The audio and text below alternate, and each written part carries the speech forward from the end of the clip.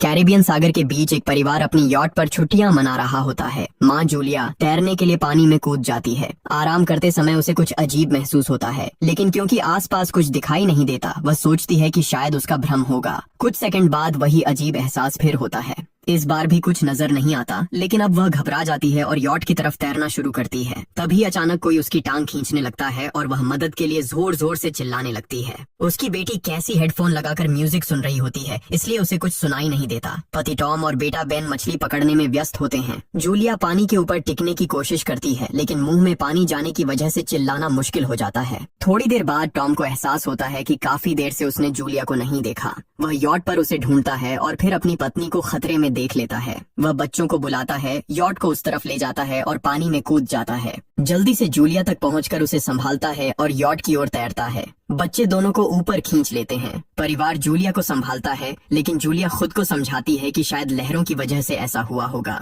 रात को सब मिलकर बेन का जन्मदिन मनाते हैं। कैसी को उसके बॉयफ्रेंड का कॉल आता है, तो वह लैपटॉप लेकर बाहर चली जाती है। वीडियो कॉल में उसका बॉयफ्रेंड दिखाता है कि शहर के ऊपर बड़े बड़े काले बादल छा गए हैं। कॉल ग्लिच होकर फ्रीज हो जाती है। कैसी यह बात परिवार को बताने आती है, लेकिन टॉम कहता है कि शायद जमीन से दूर होने की वजह से सिग्नल कमजोर है। तभी सबको एक आवाज सुनाई देती है। वे सब बाहर जाते हैं और देखते हैं कि व्हेल मछलियों का एक समूह गुजर रहा है। टॉम समझाता है कि व्हेल मछलियां हमेशा पृथ्वी के मैग्नेटिक फील्ड को फॉलो करती हैं, लेकिन जब तूफान आता है तो वे कंफ्यूज हो जाती हैं। अचानक यॉट जोर से हिलती है और बेन गिर जाता है। टॉम को चिंता होती है कि कहीं यॉट को नुकसान तो नहीं पहुंचा, इसलिए वह डाइव करके नीचे चेक करने चला जाता है। कुछ देर बाद वह सतह पर वापस आता है, लेकिन उसके कंधे पर एक बड़ा घाव होता है। जूलिया तुरंत उसका जख्म सीती है। टॉम बताता है कि पानी के अंदर उसे ऐसा लगा जैसे उसके पीछे कोई बहुत बड़ा जीव था, लेकिन जब उसने मुड़कर देखा तो प्रोपेलर से कट लग गया। वह कहता है कि जो भी चीज थी बहुत बड़ी थी। टॉम को यॉट पर काफी नुकसान दिखाई देता है, इसलिए उन्हें मदद बुलानी पड़ती है। जूलिया बार बार रेडियो पर कोशिश करती है। कैसी फोन पर सिग्नल ढूंढती है, लेकिन कुछ भी काम नहीं करता। तभी कैसी को एक अजीब सा जीव दिखाई देता है और वह चिल्ला उठती है, लेकिन वह तो बस बेन होता है जो मास्क पहनकर मजाक कर रहा होता है। कुछ देर बाद यॉट पूरी तरह बंद हो जाती है और समुद्र के बीच में फंस जाती है। जूलिया रेडियो में एक आवाज सुनती है, लेकिन आवाज इतनी खराब होती है कि उसे कुछ समझ नहीं आता।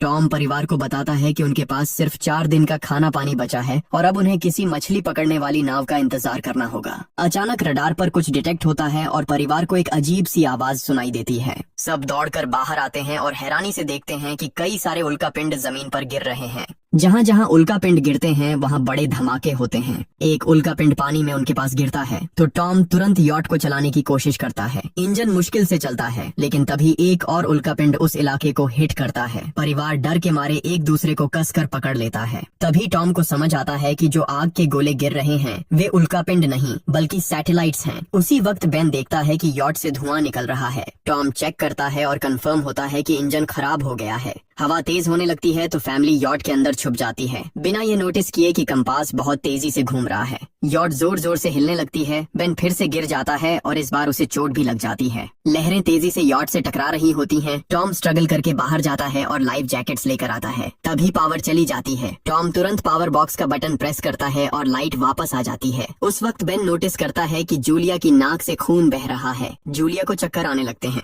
जबकि कैसी सिंक पर जाकर उल्टी कर देती है। टॉम रेडियो ट्राई करता रहता है पर सिग्नल नहीं मिलता। अचानक एक तेज हाई पिच्ड नॉइज आती है और हवा और भी स्ट्रांग हो जाती है। जूलिया दरवाजे बंद करने की कोशिश करती है, पर एक हैच खुल जाता है और हवा खिड़कियां तोड़ने लगती है। टॉम एक फ्लेयर जलाता है और थोड़ी देर बाद अंधेरा छा जाता है।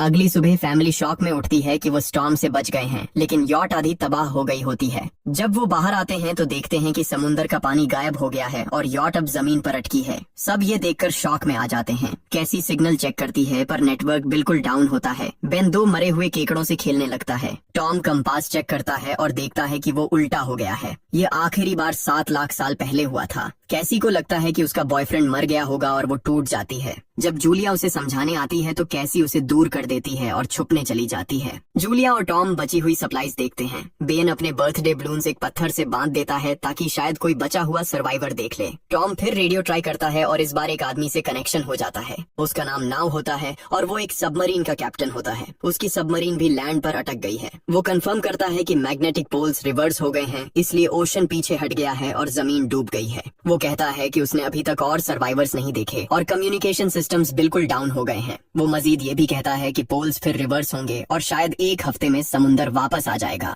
वो फैमिली को वार्न करता है कि जितना हो सके ऊंची जगह चढ़ जाओ, क्योंकि जब पानी वापस आएगा तो वो बहुत खतरनाक होगा। वो बोलता है उसका पार्टनर क्रैश में मारा गया और सबमरीन में बस 3 लोगों की ही जगह है। जूलिया और टॉम उससे कहते हैं कि प्लीज हमारे बच्चों को बचा लो। वो उन्हें अपने कोऑर्डिनेट्स दे देता है। टॉम कैलकुलेट करता है कि सबमरीन तक पहुंचने में 2-3 दिन लगेंगे। वो फैमिली से कहता है आज रात अच्छे से आराम कर लो, कल सुबह हम निकलेंगे। अगली सुबह फैमिली सामान पैक कर रही होती है, तभी टॉम को पास में कुछ हिलता हुआ दिखता है। वो एक लंगड़ा आदमी होता है जिसके हाथ में हार्पून होती है और साथ में एक कुत्ता लगातार भौंक रहा होता है। टॉम उसके पास जाता है और उसे पानी की बोतल देता है, लेकिन वो आदमी कुछ ऐसी भाषा में बोलता है जो टॉम समझ नहीं पाता। पानी पीने के बाद वो अजनबी अचानक टॉम के सिर पर बोतल मारता है और चेहरे पर जोर का लात मार देता है। जूलिया डर के मारे भागती है, लेकिन तब तक देर हो चुकी होती है। वो आदमी टॉम के पेट में हार्पून घुसा चुका होता है। टॉम कुछ पल तक तड़पता है और फिर वो उसकी गर्दन भी काट देता है। फिर वो आदमी जूलिया के पीछे भागता है और उस पर हार्पून फेंकता है, जिससे उसके कंधे में चोट लग जाती है। जूलिया दर्द सहते हुए यॉट के अंदर भागती है और बच्चों को बोलती है कि छुप जाओ। वो दरवाजा लॉक कर देती है। कैसी और बेन सोफे के अंदर घुस जाते हैं। जूलिया उन्हें फ्लेयर गन पकड़ाती है और खुद एक चाकू लेकर बाथरूम में छुप जाती है। वो आदमी दरवाजे पर जोर जोर से धक्के मारता है और आखिर अंदर घुस ही जाता है। पहले वो थोड़ा खाना उठाता है और फिर यॉट में इधर उधर ढूंढने लगता है, फिर बाथरूम की तरफ जाता है, लेकिन जूलिया समझदारी से एक छोटे छेद से बाहर निकल जाती है। वो आदमी सोचता है कि जूलिया भाग गई, लेकिन जैसे ही वो धीरे से निकलने लगती है, उसका कुत्ता उसे देख लेता है और भौंकने लगता है। कुत्ता उस पर झपटता है तो जूलिया चाकू से उसे मार देती है। कुत्ते की चीख सुनकर वो आदमी बाहर आता है और अपने कुत्ते की लाश देखकर आग बबूला हो जाता है। इस बीच जूलिया यॉट के दूसरे साइड से अंदर जाने की कोशिश करती है। वो ऊपर चढ़कर टूटी हुई खिड़की से अंदर घुसने लगती है, लेकिन वो आदमी पहले ही वहाँ पहुँच जाता है। वो उसे पकड़कर जोर से मुक्का मारता है, जिससे वो नीचे गिर जाती है। जूलिया फर्नीचर पकड़कर बचने की कोशिश करती है, लेकिन वो आदमी उसे लात मारकर दूर फेंक देता है। फिर वो उसकी कलाई पर पैर रख देता है ताकि वो चाकू छोड़ दे, और फिर उसके बाल पकड़कर उसका चेहरा जमीन पर दे मारता है और सोफे पर फेंककर उसका गला दबाने लगता है। बच्चे ये सब कुछ देख रहे होते हैं। कैसी बाहर निकलकर फ्लेयर गन चलाती है जो सीधा उस आदमी को लगती है। वो जल उठता है और यॉट में आग फैलने लगती है। बच्चे तुरंत भाग जाते हैं, लेकिन जूलिया वापस आती है। वो उसे एक किक मारकर गिराती है, मैप और बैग उठाती है और वहाँ से भाग जाती है। बेन और कैसी अपने पापा के पास जाकर रोने लगते हैं। जूलिया भी उनके साथ बैठ जाती है और तीनों मिलकर आंसुओं के साथ टॉम को आखिरी अलविदा कहते हैं। तभी वो डरावना आदमी फिर यॉट से बाहर निकल आता है तो फैमिली फिर से भागने लगती है। कुछ ही देर में यॉट एक बड़े धमाके के साथ उड़ जाती है। थोड़ी दूर चलने के बाद वो लोग एक छोटे से झरने के पास रुकते हैं ताकि थोड़ा आराम कर सकें। कैसी सोचती है कि शायद वो पागल आदमी उनके पास गुब्बारे देकर आया था। ये सुनकर बेन खुद को कसूरवार मानने लगता है। जूलिया उसे समझाती है कि इसमें उसकी कोई गलती नहीं थी और सबको आगे बढ़ने को कहती है, क्योंकि वो आदमी अभी भी उनके पीछे है। रास्ते में एक छोटे तालाब के पास बेन एक मरी हुई हैमरहेड शार्क देखकर हैरान रह जाता है। तभी जूलिया नोटिस करती है कि वो आदमी फिर उनके करीब पहुंचने वाला है। सब लोग दौड़ पड़ते हैं और एक रेत के टीले से नीचे गिर जाते हैं, जहां उन्हें जहरीला कचरा दिखाई देता है। फैमिली सावधानी से उसे पार करती है और लगता है कि उन्होंने उस आदमी से पीछा छुड़ा लिया है। चलते चलते उन्हें बड़े बड़े मरे हुए सी एनिमल्स और समुंदर के नीचे जमा हुआ सारा प्लास्टिक दिखने लगता है। बेन धीरे धीरे चलने लगता है तो जूलिया समझ जाती है कि वो डिहाइड्रेशन के करीब है। वो सबको रुकने को कहती है। जब वो पानी की बोतल देखती है तो उसे झटका लगता है। बोतल में पानी लगभग खत्म हो चुका होता है। कैसी को एहसास होता है कि शायद उसने बोतल ठीक से बंद नहीं की थी। जूलिया गुस्से में चिल्लाती है कि उसकी लापरवाही की वजह से पानी खत्म हो गया। कैसी जवाब देती है, क्या फर्क पड़ता है, वैसे भी हम बचने वाले नहीं हैं। दोनों के बीच लंबी बहस होती है, फिर भी फैमिली आगे चलती रहती है। कुछ देर बाद उन्हें एक क्रैश हुआ प्लेन मिलता है। अंदर कुछ हिलता डुलता देख सब डर जाते हैं, लेकिन वो सिर्फ कुछ पक्षी होते हैं। फैमिली तय करती है कि रात यहीं प्लेन के अंदर गुजारेंगे। वो थोड़ा सा स्नैक शेयर करते हैं और जूलिया को टॉम की जैकेट में एक फैमिली फोटो मिलती है, जिसे देखकर उसका दिल टूट जाता है। कैसी पूछती है, मॉम आप और डैड की लव स्टोरी क्या थी? जूलिया मुस्कुराकर बताती है, टॉम हॉस्पिटल में मेरा पेशेंट था। फिर एक दिन उसने फूल और एक प्यारी सी कविता देकर अपना प्यार जताया था। रात के बीच में कैसी प्लेन से बाहर जाती है। तभी वो डरावना आदमी उसे पीछे से पकड़ने की कोशिश करता है, लेकिन जूलिया अचानक पीछे से उस पर टूट पड़ती है और बार बार चाकू से वार करके उसे मार देती है। कैसी अपनी माँ को गले लगाकर शांत करती है। अगली सुबह उस आदमी की लाश पर कीड़े गुंड पड़े होते हैं। फैमिली नोटिस करती है कि उसके शरीर पर कई काटने के निशान हैं, मतलब इस एरिया में कोई खतरनाक जीव छिपा हुआ है। जैसे ही वो लोग वहाँ से निकलते हैं, केकड़े उसके मुंह से बाहर निकल आते हैं। कुछ घंटों बाद जूलिया और कैसी मैप देख रही होती हैं, लेकिन बेन धीरे से आगे निकल जाता है। जूलिया चिल्लाती है, रुक जाओ, लेकिन बेन एक तालाब में झुककर पानी पीने लगता है। जूलिया तुरंत उसे खींचकर बाहर निकालती है और समझाती है कि अनजान पानी उसे बीमार कर सकता है। धूप बहुत तेज हो जाती है तो फैमिली अपने सिर कपड़ों से ढक लेती है। बेन को चक्कर आने लगते हैं। तभी उन्हें कुछ पुराने कुर्सियां मिलती हैं और जूलिया कैसी उनसे एक टेम्पररी शेल्टर बना लेती हैं। जूलिया बेन को इंजेक्शन लगाती है और तय करती है कि वो रात वहीं बिताएंगे। सुबह जूलिया एक अजीब सी आवाज सुनकर उठती है। बाहर जाकर देखती है तो क्रैब्स का एक बड़ा झुंड उनकी तरफ आ रहा होता है। वो तुरंत बच्चों को उठाती है और तीनों भागना शुरू कर देते हैं। भागते भागते उन्हें एक बड़ा कार्गो शिप दिखाई देता है। वहाँ 3 क्रू मेंबर्स जिंदा होते हैं। एक औरत उनकी मदद करना चाहती है, लेकिन बाकी 2 आदमी मना कर देते हैं और तीनों फैमिली को बाहर छोड़कर कंटेनर लॉक कर लेते हैं। क्रैब्स पास आ जाते हैं। जूलिया बच्चों को कंटेनर के ऊपर चढ़ाती है। खुद जब चढ़ने लगती है तो क्रैब्स उसके पैर को जोर से काट लेते हैं। बच्चे उसे खींचकर ऊपर चढ़ाते हैं, नहीं तो वो नीचे गिर जाती। कंटेनर के एक छेद से आधे क्रैब्स अंदर घुस जाते हैं। क्रू मेंबर्स फायरिंग शुरू करते हैं, लेकिन क्रैब्स उन पर हावी हो जाते हैं और दोनों को मार डालते हैं। आखिरी आदमी छत के होल तक पहुंचता है, लेकिन क्रैब्स उसे भी नीचे खींच लेते हैं और वो भी मर जाता है। जूलिया अपने जख्म पर पट्टी बांधती है और बेहोश हो जाती है। कुछ देर बाद जब वो उठती है तो खुद को रेत के तूफान के बीच अकेली पाती है। वो घबराकर बच्चों को ढूंढने लगती है।